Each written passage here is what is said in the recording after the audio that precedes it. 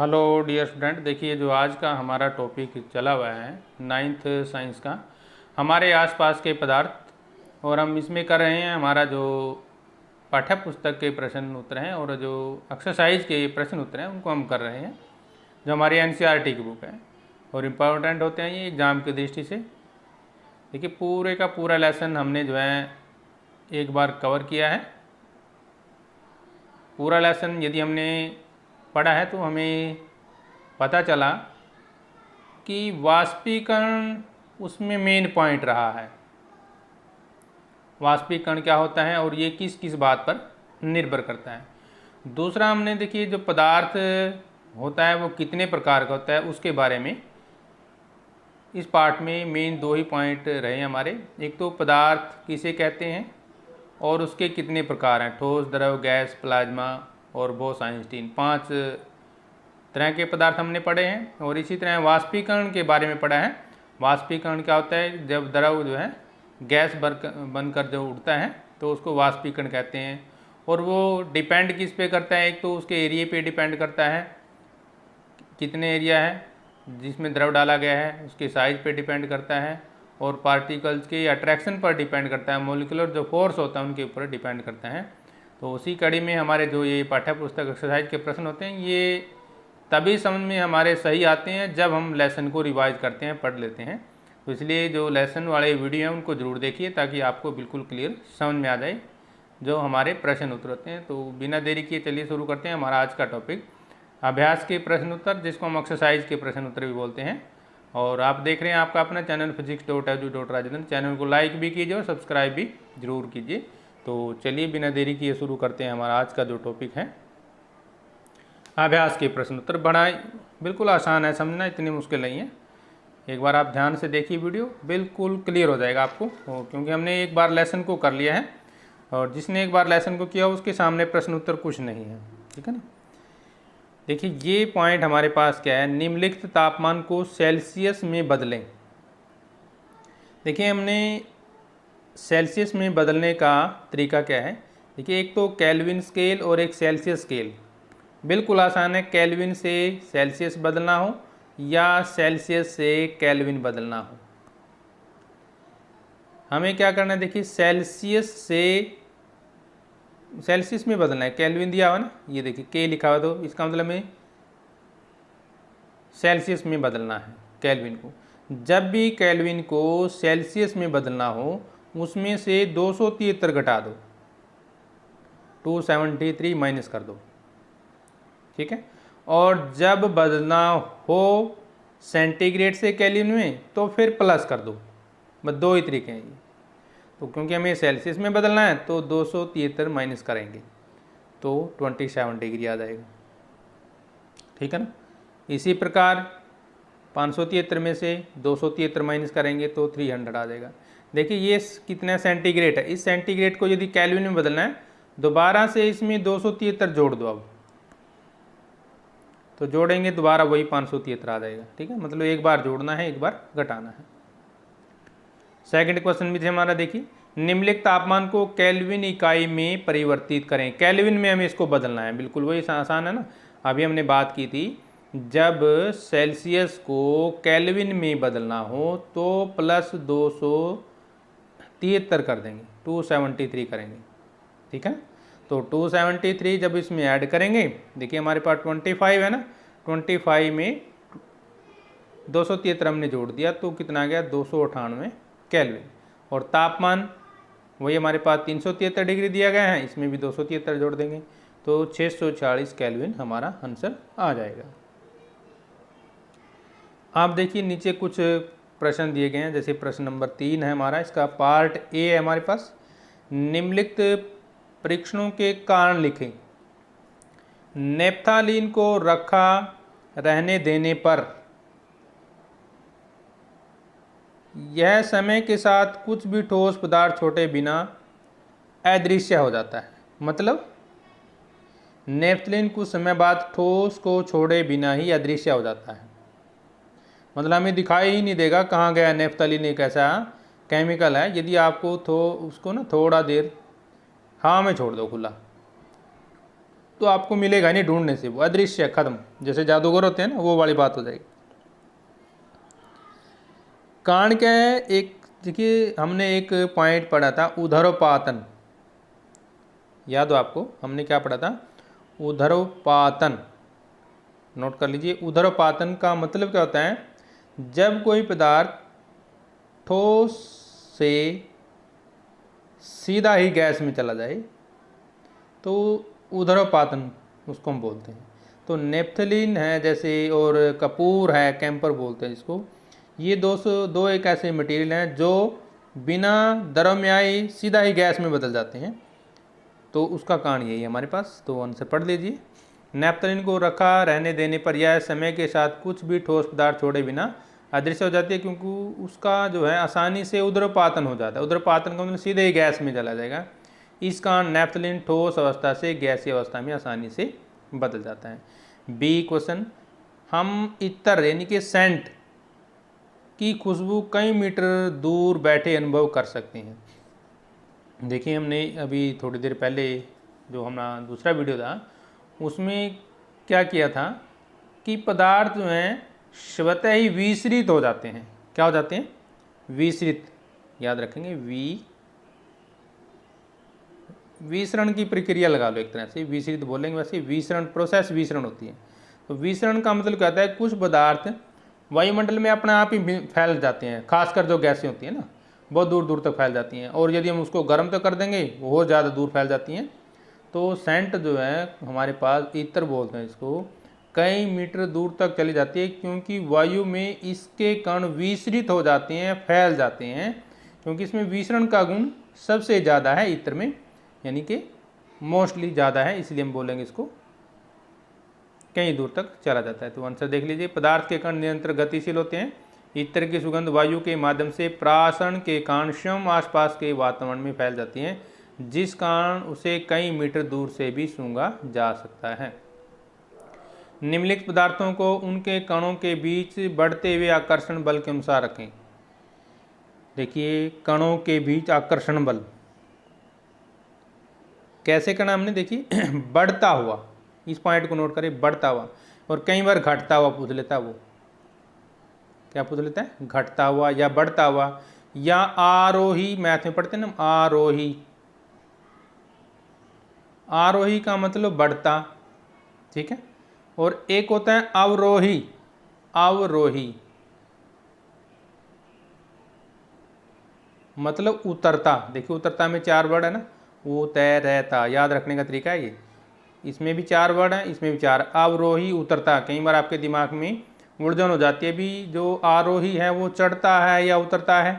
तो देखिए आरोही, आरोही में कितने शब्द हैं? 3, और चढ़ता में कितने हैं? 3। तो यहाँ से आप आइडिया लगा सकते हैं, उतरता, ठीक है ना, या चढ़ता जो भी होगा।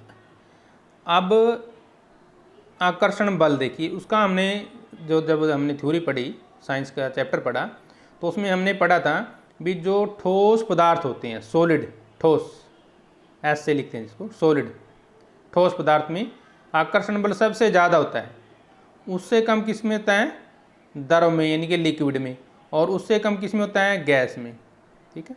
यानी कि ये सीरीज होती है हमारी, सॉलिड में यानी कि ठोस में सबसे ज़्यादा है, द्रव में उससे कम है, और गैस में सबसे कम है। तो इसमें देखिए ठोस कौन सा है? चीनी है, ठीक है ना, और द्रव क्या है? जल है, और ऑक्सीजन गैस है। ये 3 हो गए हमारे पास। देखिए सबसे पहला नंबर चीनी है जिसमें सबसे ज़्यादा है, फिर द्रव आएगा इसमें कम, इससे द्रव से, इसे चीनी से, और तीसरे नंबर पे ऑक्सीजन है। अब हमें इसको रखना है कैसे? बढ़ता हुआ। तो बढ़ते हुए का मतलब पहले सबसे छोटा आएगा, तो इसका मतलब पहले 3 नंबर वाला ऑक्सीजन आएगा, फिर 2 नंबर वाला आएगा जल, फिर 1 नंबर वाला आएगा चीनी लास्ट में। अगर वो उल्टा पूछ लेते हैं, उतरते क्रम में लिखिए, उतरते में पहले क्या आएगा? चीनी आएगी, ठीक है ना, फिर क्या आएगा? जल आएगा, और फिर आएगी ऑक्सीजन, उल्टा हो जाएगा इसका, ठीक है ना। तो ये देखिए आंसर हमारे पास, चेक कर लीजिए, ऑक्सीजन, जल, क्योंकि ऑक्सीजन हमारे पास क्या है? गैस है, और जल क्या है? लिक्विड है, द्रव है, और चीनी क्या है? सॉलिड। तो ये हो गया चढ़ता हुआ क्रम, ठीक है। और उतरता पूछता है तो इसका उल्टा लिखेंगे। निम्नलिखित तापमानों पर जल की भौतिक अवस्था क्या है। देखिए हमने पानी के बारे में बहुत कुछ पता है और पता भी होना चाहिए, हमारे जीवन से बिल्कुल अच्छी तरह जुड़ा हुआ है। एक तो देखिए पानी एक ऐसा पदार्थ है जो सभी पदार्थों को लगभग अपने में घोलने की क्षमता रखता है। यानी कि पानी जो है एक बहुत अच्छा विलायक है। विलायक वर्ड क्या है? विलायक, सुन लीजिए, विलायक, बहुत अच्छा विलायक है। विलायक का मतलब जो दूसरे पदार्थों को अपने में घोल लेता है। तो पानी से अच्छा विलायक नहीं है कोई भी, ठीक है। अब इसकी इंपॉर्टेंट प्रॉपर्टी क्या है? देखिए नंबर 1, ये गुण भी है हमारे पास। 25 डिग्री पर पानी द्रव अवस्था में हम पीते हैं। देखिए लगभग जो रूम टेम्परेचर होता है 25 डिग्री पे भी, 24 पे भी, 10 पे भी, ये लगभग लिक्विड होता है, ठीक है ना। तो 25 से ऊपर तो लिक्विड है, 100 तक ये जब ज़्यादा जाएगा तो गैस बन जाएगा। 0 डिग्री पर बर्फ़ जम जाती है, इसका मतलब ठोस हो जाएगा। 100 डिग्री पर उबलना शुरू हो जाएगा, यानी कि वाष्प बनने शुरू हो जाएंगे। तो ये 3 अवस्थाएं होगी हमारी पानी की, ठोस, द्रव और गैस। क्वेश्चन नंबर 6 है, पुष्टि हेतु कारण देना है हमें। जल कमरे के तापमान पर द्रव है। देखिए कारण क्या है इसकी? एक तो ये तरल होता है, क्योंकि ये तरल है। इसके जो द्रवों के गुण हैं वो लिखेंगे इसमें, वो भी लिख सकते हैं। कमरे के ताप पर जल द्रव है क्योंकि इसमें तरलता होती है। इसका निश्चित आकार नहीं है लेकिन निश्चित आयतन होता है, इसलिए यह उसी बर्तन का आकार ले लेता है जिसमें यह रखा जाता है, ठीक है ना। तो दोबारा सुन लीजिए, कारण क्या है इसका। नंबर 1, जल कमरे के ताप पर द्रव है क्योंकि इस ताप पर इसके अणुओं के बीच लगने वाला आकर्षण बल सामान्य होता है। मेन पॉइंट ये रहेगा, नोट कर लीजिए, कॉपी में नोट कर लीजिए। कारण क्या है? इस ताप पर अणुओं के बीच लगने वाला आकर्षण बल सामान्य होता है, जो रूम टेम्परेचर होता है हमारा, जल कमरे का ताप, मतलब जिस तापमान में हम रहते हैं उसकी बात कर रहा है। दूसरा, इसके अणुओं में गतिज ऊर्जा सामान्य होती है। ये 2 पॉइंट लिखेंगे आप, नोट कर लीजिए दोबारा कॉपी में। नंबर 1, इस ताप पर यानी कि कमरे के ताप पर अणुओं के बीच लगने वाला आकर्षण बल सामान्य होता है। नंबर 2, इसके अणुओं की गतिज ऊर्जा सामान्य होती है। नेक्स्ट क्वेश्चन बी, लोहे की अलमारी कमरे के ताप पर ठोस है। तो ठोस के गुण लिख दो भाई, मेन में लिख दो। तो सबसे पहला गुण हमारा क्या है? कठोर होता है और निश्चित आकार होता है। ये 2 काम चल जाएंगे हमारे। ठोस के हमने 6 गुण पढ़े हैं, ठोस, द्रव और गैस के हमने 6 गुण पढ़े हैं। तो वो जो 6 गुण हैं उनमें से लिख दो। ठोस के बारे में पूछता है, द्रव के बारे में पूछता है, गैस के बारे में पूछता है, अभी ये क्यों हो रहा है, क्यों हो रहा है। इस तरह के सवालों का एक ही आंसर है, जो हमारे गुण हैं वो लिख दो। तो देखिए लोहे की अलमारी कमरे के ताप पर ठोस है, या आपको बोल देता है ईंट है ठोस है, कुर्सी ठोस है, ये क्यों है, ये बातें हैं। तो नंबर 1 तो देखिए आकर्षण बल की बात करेंगे। ठोसों में सबसे ज़्यादा आकर्षण बल होता है, इसलिए वो ठोस है। और ठोसों में अणुओं के बीच की दूरी बहुत कम होती है, ठीक है। ये 2 पॉइंट आप लिख सकते हैं। क्वेश्चन नंबर 7 देखिए, 273 केल्विन पर बर्फ को ठंडा करने पर तथा जल को इसी तापमान पर ठंडा करने पर शीतलता का प्रभाव अधिक क्यों होता है? नोट करो, देखिए ध्यान से। 273 केल्विन पर बर्फ को ठंडा करने पर तथा जल को इसी तापमान पर ठंडा करने पर शीतलता का प्रभाव अधिक क्यों होता है? देखिए नोट कर लीजिए, पॉइंट क्या है? 273 तापमान पर बर्फ को ठंडा करने पर तथा जल को इसी तापमान पर ठंडा करने पर शीतलता का प्रभाव अधिक होता है, क्योंकि बर्फ में संगलन गुप्त ऊष्मा ज़्यादा होती है। बर्फ में संगलन गुप्त ऊष्मा ज़्यादा होती है। एक ही पॉइंट है सीधा, 3 लाइनें में, क्योंकि बर्फ में संगलन गुप्त ऊष्मा अधिक होती है। यह स्क्रीन पे दिया गया क्वेश्चन आंसर, दोनों नोट कर सकते हैं। 273 पर बर्फ जल की अपेक्षा कम ऊर्जा होती है। जल में अतिरिक्त संगलन की प्रसुप्त ऊष्मा होती है, इसीलिए बर्फ की तुलना में जल शीतलता का प्रभाव अधिक होता है। उबलते हुए जल अथवा ताप में से जलने की तीव्रता किस में अधिक महसूस होती है? देखिए नोट कर लीजिए भाई। एक तो पानी उबल रहा है, गैस पे रखा ड्रम ड्रम ड्रम, और एक उसकी भाप निकल रही है, किस में ज़्यादा ऊष्मा होगी? उबलते हुए जल अथवा भाप में से जलने की तीव्रता भाप में ज़्यादा होगी। क्यों? क्योंकि भाप में अतिरिक्त ऊष्मा होती है जिसे वाष्पन की गुप्त ऊष्मा कहते हैं। ठीक है ना, तो यहाँ से नोट कर सकते हैं। ये देखिए भाई एक चार्ट है हमारे पास, क्या कहता है ये, निम्नलिखित चित्र के लिए A B C D E तथा एफ की अवस्था परिवर्तन लिखना है। अवस्था परिवर्तन का मतलब ठोस से द्रव बन रहा है, द्रव से गैस बन रही है, क्या क्या बन रहा है वो हमें देखना है। नोट करेंगे पहले। देखिए ये क्या है, ठोस, क्या है, ठोस, और इधर क्या है, गैस। ये दो चीज़ें हमारे पास। अब हमें बताना है ए बी सी डी की पोजीशन बतानी है हमें। क्या बतानी है? ए बी सी डी की पोजीशन। ठीक है ना, अब आप नोट कर लीजिए। ए, पहले ए पे आते हैं। ए की पोजीशन क्या है? तापमान बढ़ाने व दाब घटाने से ठोस अवस्था में द्रव बदल जाती है। देखिए देखिए देखिए, ठोस से द्रव बन गया ना, ये ठोस से क्या बन रहा है, द्रव बन रहा है। कारण क्या है? तापमान बढ़ेगा और दाब बढ़ेगा तो जो ठोस पदार्थ होते हैं वो द्रव में बदल जाते हैं। क्लियर? अब बी, यानी कि द्रव से गैस बन गई। द्रव से क्या बन रही है? गैस बन रही है। ये देखिए यहाँ पे यदि हम द्रव तापमान बढ़ाने व दाब घटाने से द्रव अवस्था गैस में बदल जाएगी। सेम वही ऊपर वाला पॉइंट है। ठीक है ना, अब नेक्स्ट पॉइंट देख लीजिए ध्यान से। नेक्स्ट क्या है? सी। अब ये गैस से द्रव बनेगा, सी पॉइंट। सी का मतलब क्या है? देखिए जब हम गैस से द्रव बनाते हैं तो तापमान घटाने व दाब बढ़ाने से गैस अवस्था द्रव में बदल जाती है।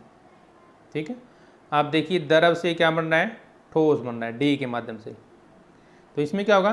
तापमान घटाएंगे और दाब बढ़ाएंगे तो द्रव अवस्था ठोस अवस्था में बदल जाती है। ठीक है, आप देखिए क्या है, ये ठोस से सीधा गैस आ गई। अभी हमने पढ़ा था उदरोपातन। उदरोपातन, पदार्थ ठोस अवस्था से सीधे गैस में बदल जाता है, यानी कि तापमान बढ़ाने दाब घटाने पर बदल जाते हैं। आप देखिए गैस से सीधा ठोस आ गया, सेम वही पॉइंट है, उदरपातन की पोजीशन रहेगी। ठीक है ना, अब इनके आंसर यदि आप नोट करते हैं तो सीधा पॉइंट लेंगे। नंबर ए पे हमारे पास क्या होगा? संगलन होगा। क्या होगा? संगलन, गल गया, ठोस द्रव में गल गया। देख लीजिए ये ठोस है और ये द्रव में आ गया तो क्या हो गया? संगलन हो गया। या जो हमने पॉइंट बोले हैं वो भी आप नोट कर सकते हैं। संगलन का मतलब क्या है? तापमान बढ़ाने व दाब बढ़ाने से ठोस द्रव अवस्था में बदल जाता है। बी, वाष्पीकरण है, सीधा है। देखो ये द्रव है, उबालेंगे तो वाष्पीकरण की प्रोसेस शुरू हो जाएगी। क्या शुरू होगी? हम ये लिख लें आंसर, वाष्पीकरण होगा। ठीक है, सी में देखिए संघनन, कहाँ गया? सी। गैस से द्रव आएगी तो संघनन, जैसे बादल बरसते हैं ना, गैस होती है और द्रव बन जाते हैं, संघनन बनेगा ये। ठीक है ना, और डी, जमना, द्रव से ठोस बनेगा, जैसे बर्फ, इसका मतलब जमना हो गया। क्या हो गया? जमना। अब हम आते हैं ई। ई में क्या है? ठोस से सीधा गैस बनेगी तो उदरपातन है। क्या है? उदरपातन।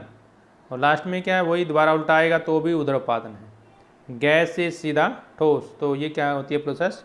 उदरपातन कहलाता है। क्लियर है ना पॉइंट? तो ये थे हमारे अभ्यास के प्रश्न उत्तर जो हमने अभी किए, और बड़े ही इम्पोर्टेंट क्वेश्चन होते हैं अभ्यास के और पाठ्यपुस्तक के। आप इनको कॉपी में भी लिखिए और इनको याद कीजिए तो आपका रिजल्ट भी बहुत अच्छा आएगा। और अब हम आपसे लेते हैं इजाज़त। जय हिंद।